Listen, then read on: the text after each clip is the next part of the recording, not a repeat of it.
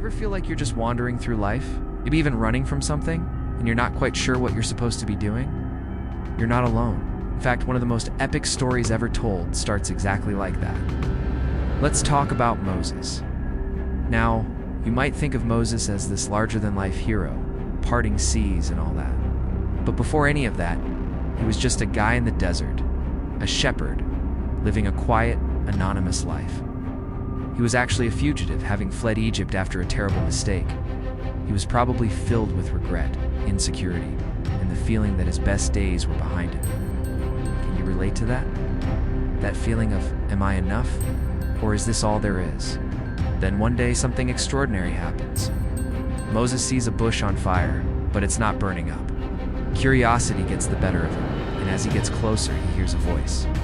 God is calling him by name. And what does God ask him to do?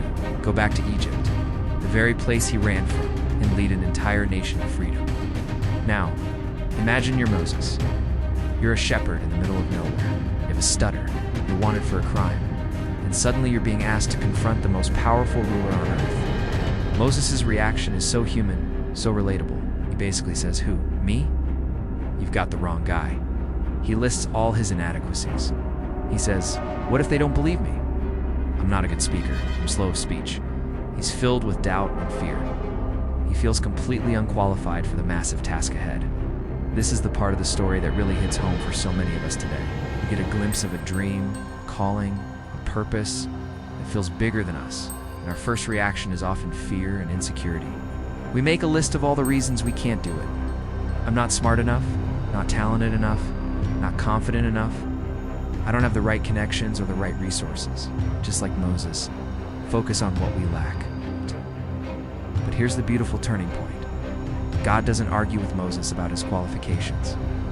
He doesn't say, no, Moses, you're actually a great speaker. Instead, God's response is simple and powerful. I will be with you, he essentially says. It's not about you being enough, Moses. It's about me being with you.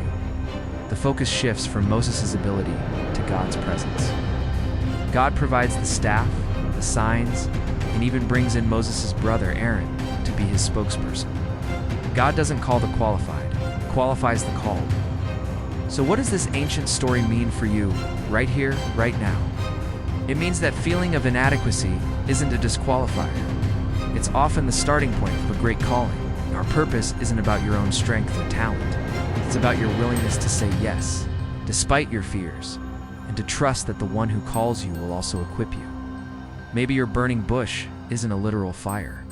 Maybe it's a persistent idea, a passion you can't shake, a problem in the world that breaks your heart.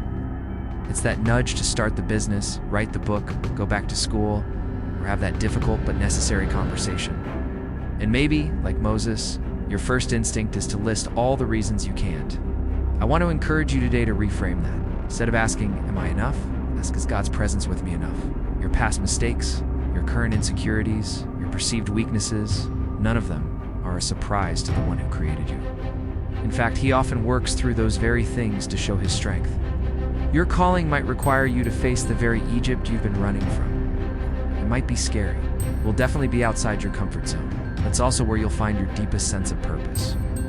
So, what's your burning bush? Pay attention to it. Don't let fear be the reason you stay in the desert. Take that first step. You might be surprised to find that you've been equipped for the journey all along. Thanks for watching. If this resonated with you, hit that like button and subscribe for more content that dives deep into life's biggest questions. See you next time.